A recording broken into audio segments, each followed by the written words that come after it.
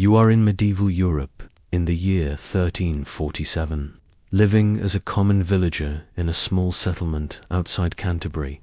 The air is thick with the scent of wood smoke and livestock, while the bitter cold seeps through every crack in the timber walls around you. Imagine waking up not to an alarm clock, but to the sound of Brother Benedict stumbling around in the darkness, muttering prayers he cannot quite remember.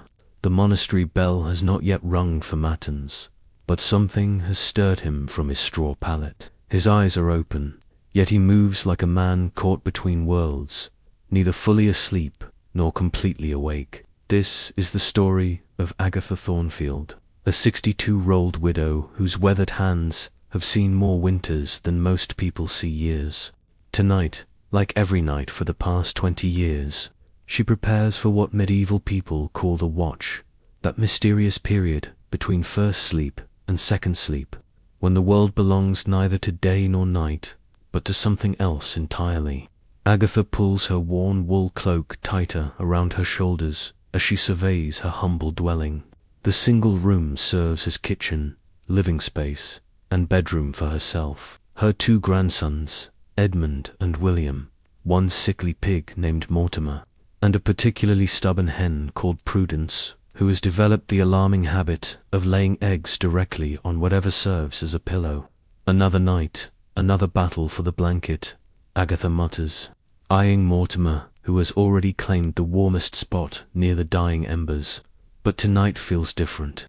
Tonight carries the weight of stories untold, of secrets that the Church would rather keep buried beneath layers of Latin prayers and moral instruction. You see, what most people do not understand about medieval sleep is that it was never meant to be the 8-hour stretch of unconsciousness we know today. Sleep in Agatha's time was a carefully choreographed dance between rest and vigilance, between the physical needs of the body and the spiritual demands of the soul. It was segmented, purposeful, and often shared with creatures that modern people would find utterly unacceptable as bedmates. Brother Benedict, now fully in the grip of his nightly wandering, has somehow managed to navigate from the monastery dormitory to the village square.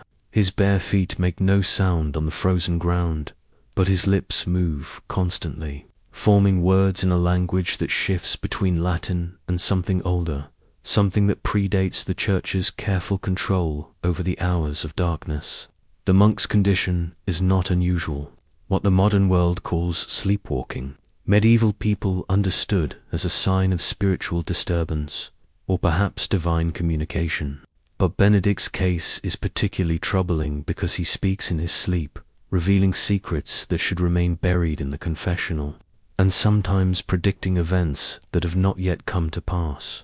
Agatha knows this because she is one of the few villagers brave enough to venture out during the watch period.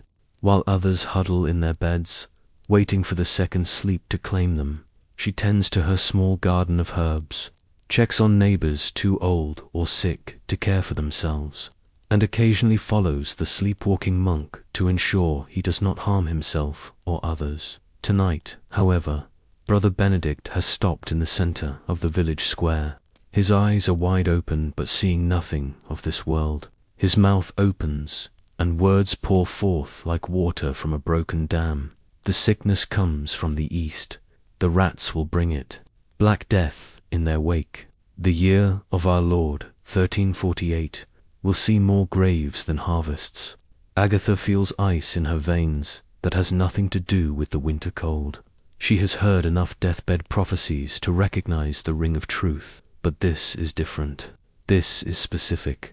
This carries the weight of divine revelation, delivered through the lips of a man who cannot remember his own dreams when he wakes. But before she can approach him, footsteps echo across the square. Lady Emmeline Fairfax emerges from the shadows, her silk nightgown and ermine-lined cloak marking her as nobility even in the darkness. What is a lady of her standing doing outside at this ungodly hour, and why does she seem to be following the same path as Brother Benedict? The plot thickens as Agatha realizes that tonight's watch period will reveal far more than anyone expected. The carefully maintained boundaries between classes, between sacred and secular, between sleeping and waking, are about to be shattered by forces none of them fully understand. Medieval sleep was never simple, but tonight it becomes dangerous. Tonight it becomes the key to secrets that could change everything they thought they knew about their world, their faith, and their future. The first sleep period has ended. The watch has begun. And in the darkness between dreams, truth has a way of revealing itself, whether people are ready or not. The wind carries whispers tonight, and Lady Emmeline Fairfax has learned to listen. She stands at the edge of the village square, her breath forming small clouds in the frigid air, watching Brother Benedict with the intensity of a hawk studying its prey. Her silk nightgown, impractical and expensive, marks her as someone who has never known the bite of true cold, yet here she is, willingly subjecting herself to the bitter December night. Emmeline's story is one of gilded cages and forbidden knowledge. At 27, she possesses everything a medieval woman could want: a wealthy husband, a grand manor with actual glass windows, servants to tend her every need, and enough furs to outfit a small army. But what she wants most is the one thing her station denies her: the freedom to pursue the mysterious world of dreams and their meanings. For the past 3 years, ever since her husband, Lord Geoffrey, departed for yet another military campaign, Emmeline has been conducting her own private research into the phenomena that plagued their village during the watch hours. She has documented 17 cases of prophetic sleepwalking, 9 instances of shared dreams among unrelated villagers, and one particularly disturbing case of a carpenter who died in his sleep but continued working on a church pew for 6 hours before anyone realized he was no longer breathing. The church, of course, forbids such investigations. Father Aldrich has made it clear that curiosity about supernatural matters is the first step toward heresy, and heresy leads to the stake. But Emmeline has advantages that common villagers lack: education, resources, and the protection that comes with noble blood. She can ask questions that would get others burned alive. Tonight, however, her carefully maintained distance from danger is about to collapse. As Brother Benedict begins to speak again, his words cut through the night air with surgical precision. Lady Emmeline seeks what she should not seek. The dreams come from beyond the veil. The dead whisper to those who listen, but listening carries a price. Emmeline's heart pounds against her ribs like a caged bird. How could he know about her research? She has told no one, written nothing down, conducted her observations in complete secrecy. Yet here stands a sleepwalking monk, calling out her deepest secrets to anyone within earshot. But she is not the only one listening. From the shadows steps Marcus Ashworth, a 17-year-old apprentice blacksmith whose calloused hands and soot-stained clothes mark him as working class. His presence here should surprise no one. Young men often wander during the watch period, restless with energy and hormones. What makes Marcus unusual is his habit of speaking in his sleep, often revealing information he should not possess. Lady Emmeline, Marcus says, his voice carrying the strange, flat tone of someone caught between sleeping and waking. You study us like insects in a jar, but you do not understand what you observe. The watch period is not when we are most vulnerable. It is when we are most connected. The young man's words send chills down Emmeline's spine. She has indeed been studying the villagers, documenting their behaviors, treating them like subjects in a grand experiment. But how could an illiterate blacksmith's apprentice understand her motivations so clearly? Brother Benedict begins walking again, his bare feet moving with purpose despite his closed eyes. Marcus follows, still speaking in that eerie monotone. The monk carries messages between the living and the dead. The widow guards secrets that could save us all. The lady seeks knowledge that could damn her soul. And I am the bridge between their worlds. Agatha emerges from her hiding place, her practical woolen cloak making her nearly invisible in the darkness. Enough, she says sharply. This is not natural sleep, and these are not natural dreams. Something is stirring the spiritual waters of our village, and we need to understand what before it consumes us all. The three conscious observers, the widow, the lady, and the old monk, now beginning to stir from his trance, form an unlikely alliance in the village square. But their investigation is interrupted by the sound of running feet and panicked shouting from the direction of the manor house. Fire! Someone screams. The stables are burning. But as they turn toward the sound, they see no flames, no smoke, no evidence of any fire at all. Yet the shouting continues, growing more desperate by the moment. It is coming from the manor's guest quarters, where Lady Emmeline has been hosting Sir Rowland Blackthorne, a travelling knight who arrived 3 days ago claiming urgent business with her absent husband. Sir Rowland, Emmeline whispers, understanding flooding her features. He has been having the most vivid nightmares since his arrival, dreams of fire and death and ... and plague. The pieces begin clicking together in Agatha's experienced mind. She has seen this pattern before, though never so pronounced. During times of great stress or impending disaster, sensitive individuals begin experiencing prophetic dreams weeks or even months in advance. The dreams start as whispers, then grow to shouts, finally becoming so vivid that the dreamers cannot distinguish between sleeping and waking reality. The plague, she says, quietly. Brother Benedict spoke of it. Sir Rowland dreams of it. Marcus Bridges, the worlds where it breeds. And you, my lady, have been documenting its approach without realizing what you were truly recording. Brother Benedict, now fully awake, but retaining fragments of his otherworldly knowledge, nods grimly. The Black Death comes to England, carried by ships from the continent. It will arrive in Dorset within 6 months, reach London by autumn, and consume half the population before it burns itself out. But we can prepare, Emmeline says, her noble bearing reasserting itself in the face of crisis. We can warn people, stockpile food and medicine, isolate the sick, ... Can we? Agatha asks pointedly, who would believe us? A widow who talks to pigs, a sleepwalking monk, a noble lady who studies forbidden subjects, and a blacksmith's apprentice who speaks prophecy in his sleep. We would be burned as witches before the plague ever reached our shores. The watch period is ending. Soon the village will stir for the second sleep, and by morning this night will seem like nothing more than a collection of strange dreams. But the four of them know better. They have been chosen as witnesses to approaching catastrophe, blessed and cursed with knowledge they cannot safely share. As they part ways, each returning to their respective beds and social stations, a new alliance has been forged in the darkness. They will meet again tomorrow night and the next, using the watch period to plan and prepare for what is coming. The Black Death may be inevitable, but perhaps, with careful planning and a little help from the world of dreams, they can save at least some of their people. The second sleep calls, but none of them will rest easily. They have seen the future, and it is written in fire, fever, and the color of dried blood. Dawn breaks grey and reluctant over the village, as if even the sun hesitates to illuminate what the night has revealed. The watch period has ended, the second sleep has been claimed, and now the ordinary world reasserts itself with the brutal efficiency of a blacksmith's hammer on an anvil. But for those who shared the darkness, nothing will ever be ordinary again. Matilda Hartwell moves through the narrow streets like smoke given form, her midwife's bag clutched in hands that have delivered over 300 babies and closed the eyes of nearly as many corpses.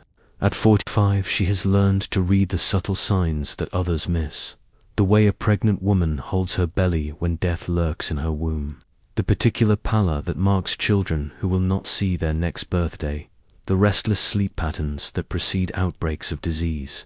Last night, during the blessed watch period when her services are most needed, Matilda delivered twins to the baker's wife. But what should have been a celebration became something else entirely when both infants emerged with strange markings on their skin. Not quite birthmarks, not quite bruises, but something that made her experienced hands tremble as she cleaned them. Plague signs, she whispers to herself as she hurries toward Agatha's cottage. I have read about them in the old texts, but never seen them with my own eyes. The sickness marks its victims before birth, claiming them for death before they draw their first breath. The medical knowledge Matilda possesses comes from sources the Church would consider heretical: ancient Greek texts smuggled out of Constantinople, Arabic medical treatises traded by Jewish merchants, and folk wisdom passed down through generations of wise women. She knows things about the human body that learned physicians refuse to acknowledge, understands connections between mind and flesh that challenge everything the university-trained doctors believe. But her greatest gift is her ability to use the watch period productively. While others pray or wander or pursue romantic encounters, Matilda works. She tends to difficult births that require hours of patient labor, prepares herbal remedies that must be stirred at specific intervals throughout the night, and most importantly, she listens to the village's deepest secrets as people confess their fears to her in the darkness between sleeps. Last night's confessions were particularly troubling. 3 different families reported dreams of black rats overrunning their homes. The miller's daughter described nightmares of bodies piled in the churchyard like cordwood. Old Henrik the carpenter begged Matilda for a potion to prevent his dreams from coming true, claiming he had seen his own grave being dug behind the church. The village dreams as one, Matilda murmurs, pausing outside Agatha's door. Individual minds touching something larger, some approaching catastrophe that sends ripples backward through time. The signs are unmistakable for those who know how to read them. Inside the cottage, she finds Agatha teaching her grandsons the art of herb identification, while Mortimer the pig snorts disapprovingly at their pronunciation of Latin plant names. Prudence the hen has relocated her egg-laying operation to a small basket near the fire, apparently deciding that cooperation might yield better results than confrontation. "You saw them too," Agatha says, without looking up from the dried lavender she is sorting. "The marks on the baker's twins, the signs written in flesh before the sickness arrives." Matilda nods, settling onto a 3-legged stool that creaks under her weight. In Arabic medical texts, they call it the herald's kiss, the way plague marks its victims months before the fever comes. But I have never seen it in England, never expected to see it at all. "Then it is true," young Edmund says, his 12-year-old voice breaking slightly. "The prophecy Brother Benedict spoke in the square. The Black Death really is coming."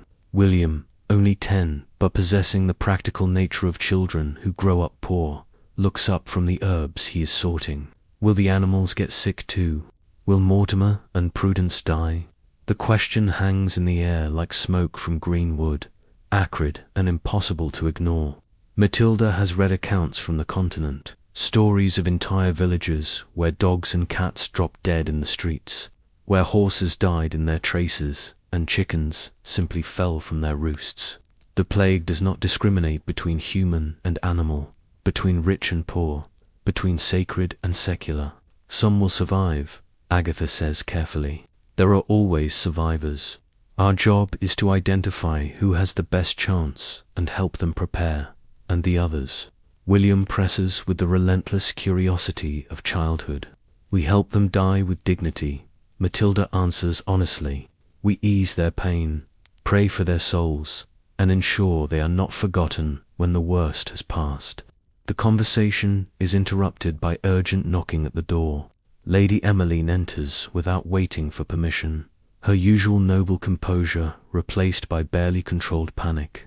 Her silk morning gown is wrinkled, her carefully arranged hair disheveled, and her hands shake as she clutches a leather-bound journal to her chest. "Sir Roland is dead," she announces without preamble. "I found him in his bed this morning, cold as stone." But that is not the strangest part. He died clutching a piece of parchment covered in his own handwriting, a detailed map of England, showing the exact path the plague will take, complete with dates and mortality numbers for every major city. She opens the journal and spreads the parchment on Agatha's rough wooden table. The map is indeed detailed beyond anything a medieval knight should possess. Trade routes, marked with precision, port cities highlighted in red ink, population centers labeled with projected death tolls that make the women gasp in horror. London, 40,000 dead by Christmas. Bristol, 15,000 by Easter. York, 8,000 by Michaelmas. Emmeline reads from the margin notes. But how could he know these things? How could anyone know them with such certainty? Matilda studies the map with professional interest, noting details that escape the others. Look at the handwriting, she says, pointing to different sections. It changes throughout the document. Here it is elegant, educated script. Here it becomes crude, almost childlike. And here, she points to the mortality figures. Here it is in a language I do not recognize, though the numbers are clear enough. Multiple hands wrote this, Agatha concludes. Or rather, multiple minds working through Sir Rowland's hand. He was not just having prophetic dreams, he was being used as a vessel for knowledge that originates beyond our world. The implications are staggering. If the map is accurate, and if the dates can be trusted, they have perhaps 6 months to prepare for the greatest catastrophe in English history. But preparation requires resources, organization, and most importantly, the cooperation of people who would rather burn the messengers than heed the message. We need allies, Emmeline says, unconsciously echoing everyone's thoughts. People with authority, with resources, with the power to actually save lives when the time comes. And we need them to believe us without proof, Matilda adds grimly. Because by the time proof arrives, it will be too late to matter. Young Marcus Ashworth appears in the doorway as if summoned by their conversation. His soot-stained apprentice's clothing marks him as working class, but his eyes hold the peculiar clarity that comes with prophetic sight. The blacksmith master has agreed to forge extra horseshoes and wagon wheels, he announces. He does not know why, only that his dreams demand it. The carpenter is building additional coffins, claiming his hands move of their own accord. The baker's wife is hoarding grain, driven by instincts she cannot explain. The village prepares itself without conscious knowledge. Agatha breathes. The approaching catastrophe sends ripples through time, and sensitive souls respond to warnings they cannot quite hear. But even as hope begins to stir in their hearts, the sound of hoofbeats echoes through the village. A messenger rides hard from the direction of London, his horse foam-flecked and exhausted. He carries news that will either validate their fears or prove them all mad. The first ship has docked in Dorset, carrying cargo and passengers from the plague-ravaged ports of France. The Black Death has not just been prophesied, it has arrived on English shores, and their 6 months of preparation has become 6 weeks of desperate action. The watch period tonight will not be spent in observation and planning. It will be spent in a race against time to save as many souls as possible before darkness falls across the land. The true test of their alliance is about to begin. The messenger's news spreads through the village, like spilled ale across a tavern floor, dark, inevitable, and impossible to contain. Within hours, everyone knows that strange ships have been spotted off the Dorset coast, their sails black with mourning flags, their decks eerily silent except for the sound of waves against hull and the occasional cry of seabirds that refuse to land on the mysterious vessels. Sir Gareth Ironwood has spent the better part of 41 years perfecting the art of sleeping in armour, and tonight that skill serves him well as he maintains his vigil atop the village watchtower. The chainmail beneath his surcoat has moulded itself to his body over decades of campaign sleeping, and the familiar weight of his sword pressed against his thigh provides more comfort than any feather pillow ever could. But Gareth's sleep tonight is neither peaceful nor natural. His dreams are invaded by visions of battlefields where the enemy cannot be fought with sword or shield, an invisible foe that strikes without warning, shows no mercy to the brave, and leaves behind only silence where once there was life. In his nightmare, he watches his own men fall, not to enemy arrows, but to something far more sinister. A creeping darkness that steals breath from lungs and turns healthy flesh into putrid corruption. The knight's military training has taught him to distinguish between ordinary dreams and the prophetic visions that sometimes visit warriors before great battles. These dreams carry the weight of divine warning, the same spiritual authority that guided Joan of Arc and inspired the Crusades. But the visions plaguing Gareth tonight speak of a war that cannot be won through courage alone, a siege that will outlast any castle walls, an enemy that cares nothing for honor or chivalry. "Rise, Sir Knight," a voice whispers in his dream, though no one stands beside him on the watchtower. "Your sword cannot cut pestilence, your armor cannot deflect disease, your courage cannot shield the innocent from what approaches.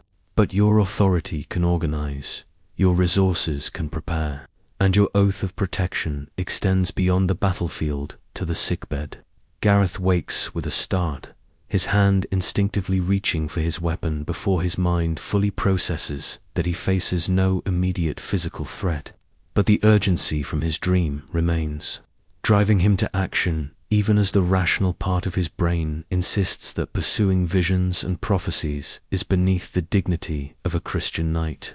The watchtower provides an excellent view of the village below, where flickering candlelight in various windows suggests that others share his sleeplessness. Agatha's cottage glows with activity. The widow and her allies are clearly using this night for planning and preparation. The monastery shows similar signs of unusual late-night activity, with Brother Benedict's fellow monks moving through the corridors in patterns that suggest urgent consultation rather than routine prayer. But what catches Gareth's attention most strongly is the sight of riders approaching from the direction of the manor house. Lady Emmeline, accompanied by two of her most trusted guards, rides toward the cottage where the others have gathered.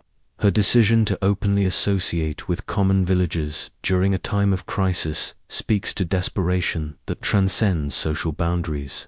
The knight's training in siege warfare tells him that successful defense requires three essential elements: early warning, adequate supplies, and unified command structure.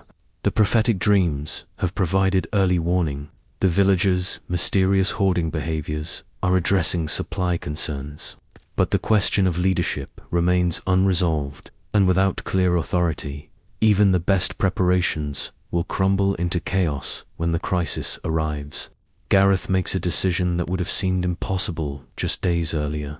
He will abandon his solitary vigil and join the unlikely alliance forming in Agatha's cottage. His noble rank and military experience might provide the legitimacy their efforts need, while their supernatural insights could guide his practical planning in directions he would never have considered on his own. But as he prepares to descend from the watchtower, movement in the monastery courtyard catches his eye. Brother Benedict stands in the center of the space, arms raised toward the star-filled sky, speaking words that carry clearly across the still night air despite the distance.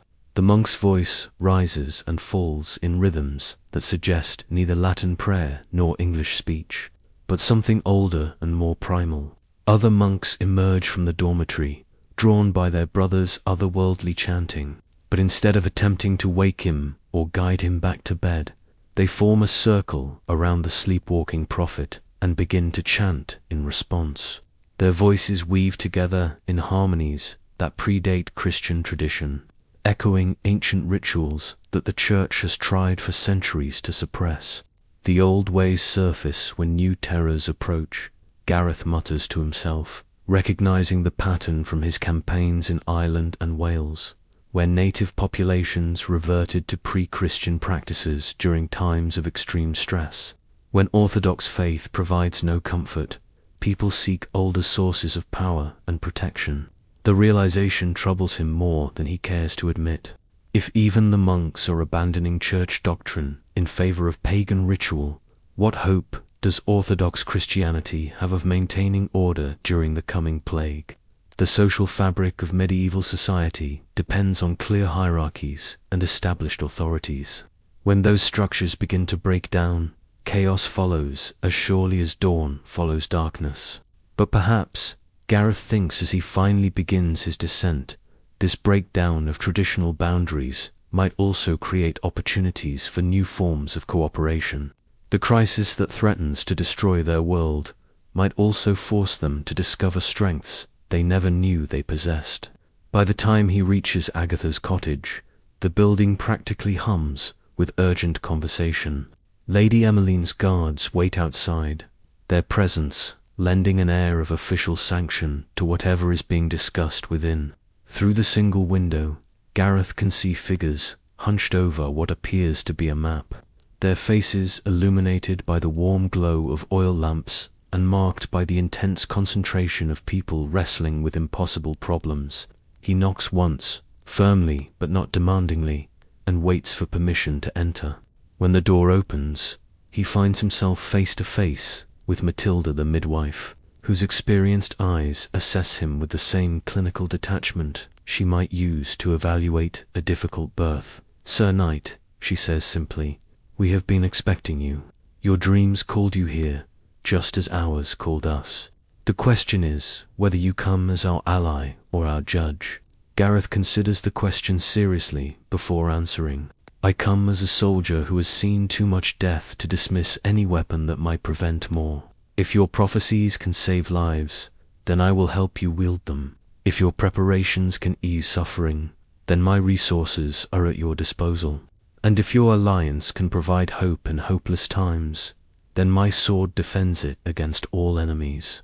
The cottage door opens wider, and Gareth steps across the threshold into a world where social rank matters less than shared purpose, where the impossible has become merely improbable, and where the approaching darkness might yet be held at bay by the combined efforts of people who should never have worked together but now cannot afford to work apart. The war against the Black Death is about to begin, and this humble cottage has become its first command center. The cottage feels smaller now, crowded with bodies, maps, and the weight of impossible decisions. 6 people huddle around Agatha's rough wooden table, their faces illuminated by flickering oil lamps that cast dancing shadows on the walls. Outside, the village sleeps its second sleep, blissfully unaware that their fate is being decided by a widow, a knight, a noble lady, a midwife, a sleepwalking monk, and a blacksmith's apprentice who speaks prophecy in his sleep. Sir Roland's mysterious map has been spread across the table's surface, weighted down at the corners by whatever heavy objects came to hand. Agatha's mortar and pestle, Sir Gareth's gauntlets, Lady Emmeline's silver hairpins, and a horseshoe that Marcus produced from his apprentice's tool bag. The parchment seems to glow in the lamplight, its detailed markings appearing almost alive as shadows shift across trade routes and population centers. "The pattern is clear," Matilda says, tracing a finger along the coastline. "The sickness follows trade routes, moving from port to port, then inland along roads and rivers. It spreads fastest in cities where people live close together, slower in rural areas where families can isolate themselves." Brother Benedict, now fully awake but retaining fragments of his prophetic knowledge, nods grimly. "In my dreams, I saw London burning with fever, not fire but fever, so intense that the very air above the city shimmers like heat rising from forged coals. The Thames runs red, not with blood, but with the effluent of 100,000 dying bodies. How long do we have?" Sir Gareth asks with military directness. "If the ships have already reached Dorset, how much time before the sickness reaches our village?" Marcus closes his eyes, his young face taking on the peculiar stillness that precedes his prophetic pronouncements. When he speaks, his voice carries that familiar, flat tone of someone channeling knowledge from beyond. "Normal consciousness, 6 weeks until the first cases appear in our region, 12 weeks until the dying begins in earnest. By the feast of St. Michael, half the village will be dead or fled. By Christmas, only 1 household in 4 will still have living members." The numbers hit them like physical blows. Even prepared for catastrophe, the scale of the predicted mortality is staggering. Lady Emmeline does quick calculations in her head, her noble education serving her well in this grim accounting. Our village has perhaps 200 souls. If Marcus speaks truly, We could lose 150 people in less than 6 months. Then we must choose, Agatha says, with the practical wisdom of someone who has buried 3 husbands and raised 6 children to adulthood. We cannot save everyone. Our resources are limited, our knowledge incomplete, our authority questionable. But we can save some, and we must decide who has the best chance of survival. The moral weight of her words settles over the group like a burial shroud. They are being asked to play God, to choose who lives and who dies, based on incomplete information and supernatural guidance. The responsibility threatens to crush them beneath its enormity. The young and healthy first, Sir Gareth suggests, falling back on military triage principles, those most likely to survive and reproduce, ensuring the continuation of the community. The skilled and knowledgeable, Lady Emmeline counters, blacksmiths, carpenters, farmers, midwives, people whose expertise will be essential for rebuilding after the plague passes. The faithful and virtuous, Brother Benedict adds, though his voice lacks conviction, those whose souls are prepared for whatever fate awaits, whether salvation or damnation. Matilda shakes her head firmly. Children first, always. They have done no evil, carry no guilt, and represent the future. After children, pregnant women who might birth new life, then the parents and grandparents who care for them. Marcus opens his eyes, the prophetic trance ending as abruptly as it began. You speak as if we have the luxury of choice, he says in his normal voice, young and uncertain again. But the plague will make its own selections. Our task is not to choose who lives, but to prepare those who survive for the world that comes after. What do you mean? Emmeline asks, leaning forward intently.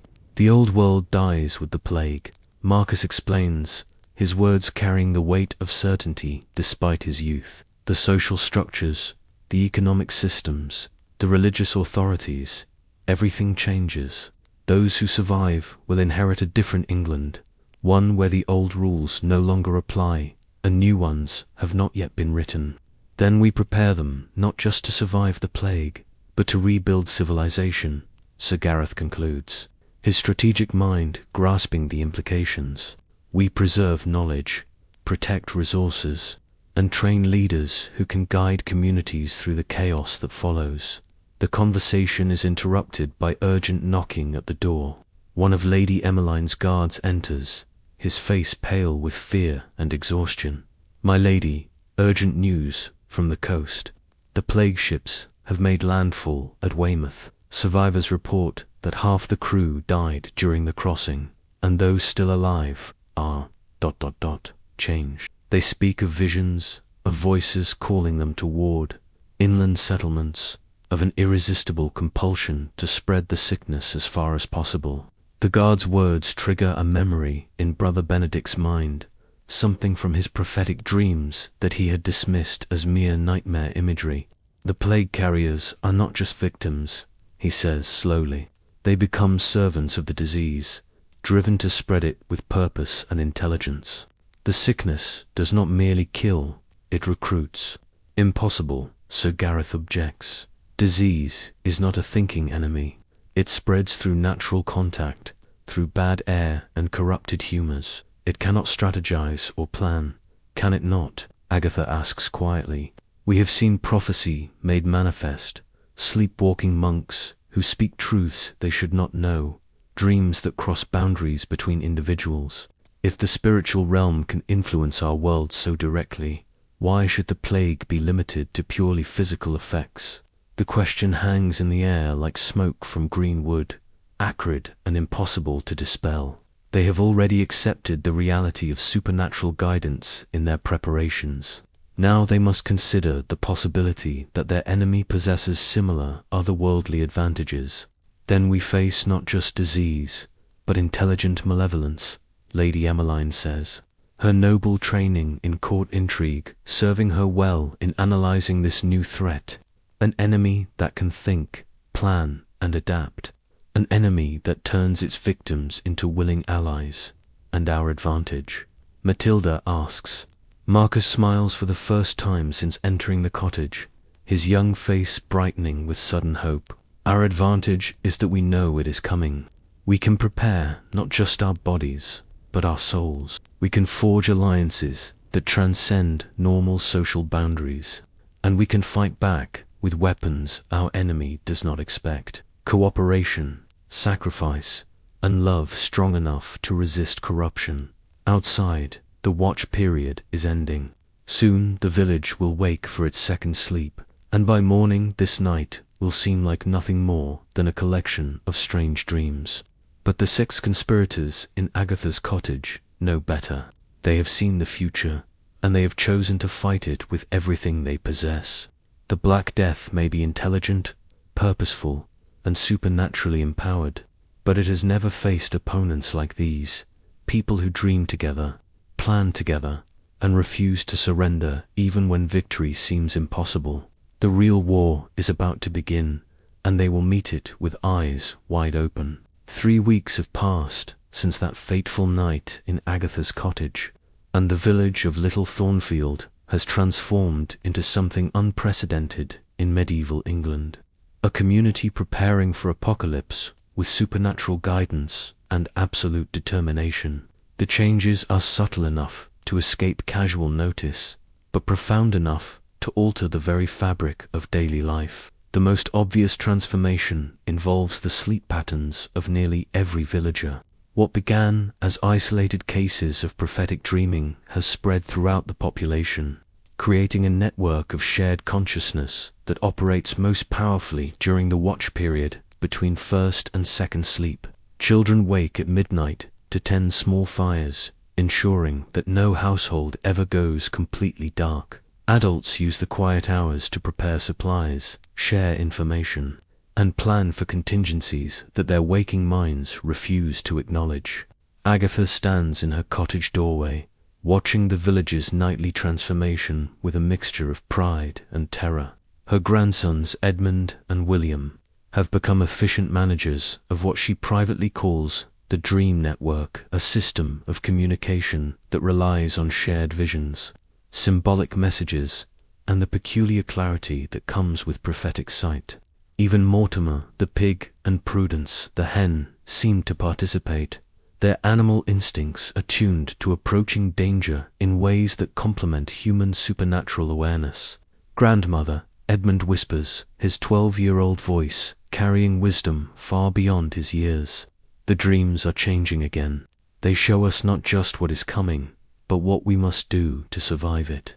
Through the boy's eyes, Agatha sees visions that would have seemed impossible a month ago. Detailed instructions for building plague barriers, using specific combinations of herbs and blessed salt, precise timing for evacuating vulnerable populations, and, most remarkably, a clear view of which individuals possess natural immunity to the approaching disease.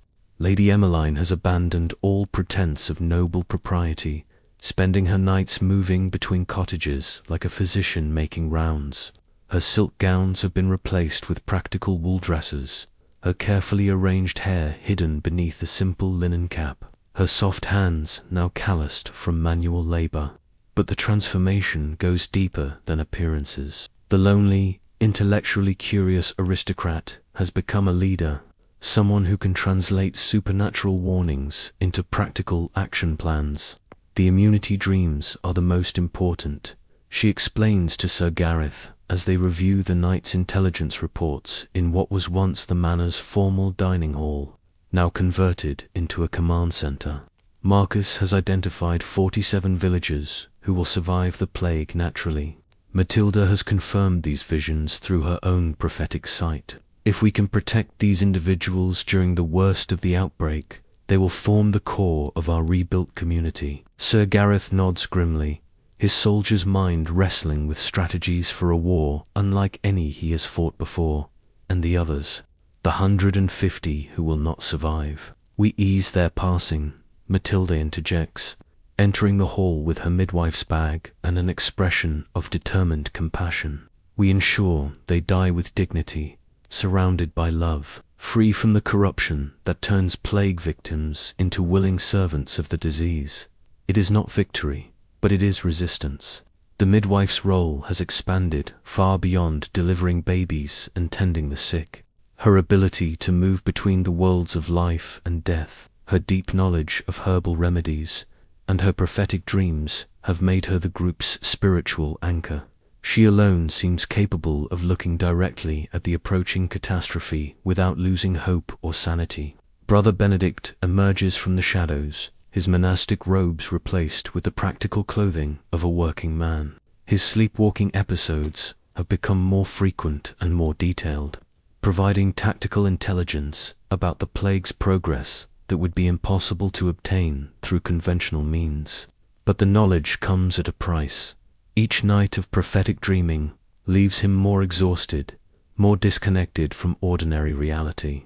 The first plague ship reached Portsmouth yesterday, he reports, his voice hollow with fatigue. 12 survivors out of a crew of 60.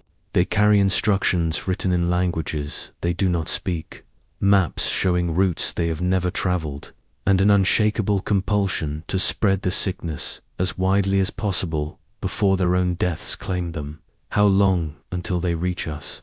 Sir Gareth asks. Marcus appears in the doorway, his 17-year-old frame now lean with constant work and worry. His prophetic abilities have grown stronger with each passing night, but so has the toll they exact on his young body and mind. For days, he says simply, the plague carriers will arrive at dawn on the 4th day, led by someone who was once human, but is now something else entirely. What do you mean? Lady Emmeline demands. The plague's intelligence has found a perfect vessel, Marcus explains, his eyes taking on the distant look that signals an incoming vision. A travelling merchant named Aldred Blackwood, who died of the sickness in France, but did not stay dead. He walks, he talks, he plans and schemes, but he serves only the disease now. And he is coming here with specific purpose. What purpose? Agatha asks, though her grandmother's intuition already whispers the terrible answer. To corrupt our alliance, Marcus replies. The plague knows we represent a threat to its spread. Our supernatural preparations, our unity across social boundaries, our refusal to despair, these things create resistance that could limit the disease's effectiveness. Aldred Blackwood comes to break our alliance, turn us against each other, and ensure that when the sickness arrives, we face it divided and vulnerable. The revelation strikes them like a physical blow. They have assumed that their greatest enemy would be the disease itself, the fever, the black swellings, the agonizing death that turns healthy people into corpses in a matter of days. But now they understand that they face something more insidious, a corrupted intelligence that can think, plan, and manipulate human emotions with supernatural precision. Then we must be ready for psychological warfare as well as physical protection, Sir Gareth concludes, his military training adapting to include tactics he never learned in any campaign. We must strengthen our bonds of trust, prepare for attempts at manipulation, and ensure that our alliance cannot be broken by lies, threats, or false promises. More than that, Agatha says quietly, we must be prepared to do what medieval society has never successfully accomplished, to judge people by their actions rather than their birth, to value wisdom over wealth, to choose cooperation over competition, even when survival is at stake. The watch period is ending, but none of them moves toward their beds. The second sleep feels less important now than the work that must be completed before dawn. They have maps to study, supplies to organize, and most importantly, a community to prepare for a test that will determine not just who lives and who dies, but what kind of world the survivors will inherit. Outside, the village continues its nightly transformation.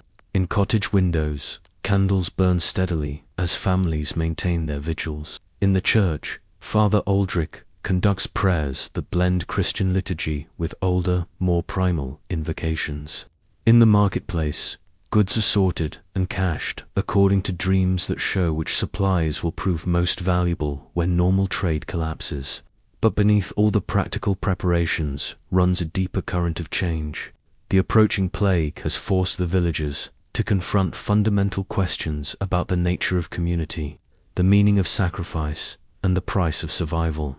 They are becoming something new, something that transcends the rigid hierarchies and narrow loyalties of medieval society. Whether this transformation will be enough to save them remains to be seen. But as the conspirators finally make their way to their respective beds, each carries the knowledge that they have already accomplished something remarkable. They have proven that people can work together across every boundary that normally divides them when the stakes are high enough and the vision is clear enough. The Black Death approaches with intelligence, purpose, and supernatural power, but it has never faced anything like the alliance forged in Agatha's cottage, tempered by shared dreams and strengthened by the absolute refusal to surrender hope. In 4 days, they will discover whether love and cooperation can triumph over corruption and despair. The final battle is about to begin. Epilogue. 20 years have passed since the Black Death swept through England like a scythe through wheat, and the village of Little Thornfield stands as testament to the power of supernatural preparation and human cooperation. The settlement has grown from a small farming community to a thriving town that draws visitors from across Europe, all seeking to understand how this one place managed to lose only 37 souls out of 200 during the greatest plague in human history. Dame Emmeline Thornfield, she has taken Agatha's surname as her own, abandoning her noble family name after her husband died in the plague's early weeks, sits in the garden behind what was once a humble cottage and is now the town's unofficial seat of government. At 47, her hair shows silver threads, but her eyes hold the sharp intelligence that first drew her to study supernatural phenomena all those years ago. The cottage itself has been expanded into a complex of buildings that serves multiple functions, a school where children learn both conventional subjects and the art of prophetic dreaming, a hospital where Matilda's healing methods are taught to a new generation of midwives and physicians, and an archive where the complete history of their plague preparations has been meticulously documented for future generations. Tell me again about the night watch, requests young Sarah Ashworth, Marcus's daughter and one of the most gifted prophetic dreamers in the current generation. At 16, she possesses abilities that surpass even her father's remarkable talents, but she approaches them with a wisdom and humility that speaks well for the community's child-rearing practices. Dame Emmeline smiles, settling back in her chair as the familiar story unfolds once more. It began with Brother Benedict walking in his sleep and speaking prophecies he could not remember. Your grandmother Agatha was the first to recognize that something extraordinary was happening, something that required courage rather than fear. The story has been told countless times, but it never loses its power to inspire. The tale of 6 unlikely allies who trusted supernatural guidance over conventional wisdom, who chose cooperation over self-preservation, who refused to accept defeat even when facing an enemy that seemed invincible. What happened to Aldred Blackwood? Sarah asks, though she knows this part of the story as well as any other. He arrived exactly when Marcus predicted, at dawn on the 4th day, Dame Emmeline replies. But he found a community that could not be divided. Our bonds had grown too strong, our shared purpose too clear, our understanding of his nature too complete. When he tried to turn us against each other, we simply ignored his words. When he threatened violence, Sir Gareth's guards were ready. And when he finally revealed his true corrupted nature, Agatha banished him with herbs and prayers. Sarah finishes. The old woman who talked to pigs defeated the plague's greatest weapon with folk wisdom and absolute faith. Agatha lived to see 92. Dame Emmeline continues. Long enough to hold your father's children, long enough to train 3 generations of herbalists, long enough to ensure that her knowledge would not die with her. She spent her final years documenting everything she had learned about the intersection between the supernatural and the practical, creating a guide that has helped other communities survive subsequent outbreaks. The afternoon sun slants through the garden, illuminating beds of herbs that grow according to patterns revealed in prophetic dreams. Some of the plants are familiar: lavender for calming, willow bark for pain relief, garlic for general protection. Others are more exotic, cultivated from seeds that appeared in visions and proved to possess properties the conventional medicine has yet to understand. Marcus approaches through the garden paths, his 47-year-old frame still strong despite the toll that decades of prophetic dreaming has taken on his body. As the town's chief administrator and spiritual guide, he carries responsibilities that would have seemed impossible for a blacksmith's apprentice in the old world. But the plague years created new possibilities for leadership based on ability rather than birth. The delegation from Paris has arrived, he reports. They want to know how we maintained social order during the worst of the outbreak, how we prevented the complete breakdown of law and civilization that occurred in most plague-affected areas. Dame Emmeline nods. The visitors come regularly now: scholars, physicians, church officials, and government representatives, all seeking to understand the Thornfield method of plague survival. Some are sincere researchers, hoping to prepare for future outbreaks. Others are skeptics determined to find conventional explanations for what they consider impossible claims. Show them the sleep schedules, she suggests. Explain how the watch period became our greatest tool for maintaining community cohesion. Let them see how shared dreaming creates bonds that transcend normal social divisions. The practice continues to this day. Every household in Thornfield maintains the segmented sleep pattern that proved so crucial during the plague years. The hours between first and second sleep are used for community planning, prophetic consultation, and the careful tending of relationships that keep the town functioning as a unified whole. And Sir Gareth's military innovations? Marcus asks. Those too, Dame Emmeline agrees, though I suspect they will be more interested in the tactical applications than the supernatural guidance that made them possible. Sir Gareth had survived the plague, only to die in a hunting accident 5 years later. But his legacy lives on in the town's defensive preparations and organizational structures. The knight's ability to blend military discipline with supernatural insight had created systems that proved remarkably effective at maintaining order during the chaos of mass death. Brother Benedict lived until 63, spending his later years as the town's unofficial historian and spiritual advisor. His detailed records of prophetic dreams, carefully cross-referenced with subsequent events, form the foundation of Thornfield's unique approach to supernatural guidance. The monastery where he once lived in rigid silence now serves as a school where children learn to interpret dreams alongside reading and arithmetic. What about Matilda? Sarah asks, though she knows this answer will bring sadness. The plague took her, Dame Emmeline says quietly, not through infection, but through exhaustion. She spent the worst months moving constantly between households, easing the passing of those who could not be saved, delivering babies who would inherit a changed world, fighting the diseases, corruption with every tool she possessed. Her body simply gave out from the strain. But Matilda's knowledge lives on in the dozens of women she trained, in the detailed records she kept of herbal remedies and birthing practices, and in the healing center that bears her name. The midwife's integration of supernatural insight with practical medical knowledge has created treatments that remain inexplicable to conventional physicians, but undeniably effective in practice. Will the dreams continue? Sarah asks, voicing the question that haunts every generation. Marcus and Dame Emmeline exchange glances, sharing the kind of wordless communication that develops between people who have faced apocalypse together. The dreams change as the needs change. Marcus says carefully, your generation faces different challenges than ours did. The visions you receive will guide you towards solutions we never imagined. But the principles remain constant.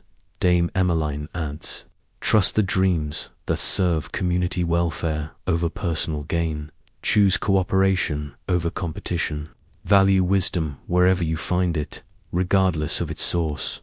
and never, ever assume that the impossible is actually impossible.